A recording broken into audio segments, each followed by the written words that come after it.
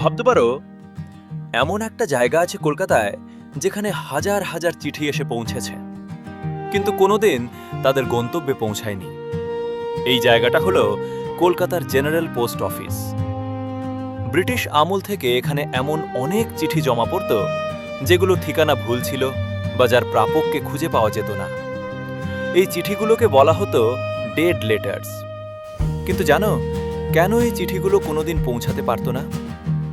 কখনো ভুল বা অসম্পূর্ণ ঠিকানা, কখনো সেই মানুষটা আর সেই জায়গায় থাকতো না, আবার কখনো সময়ের সাথে সাথে মুছে যেত সব লেখা।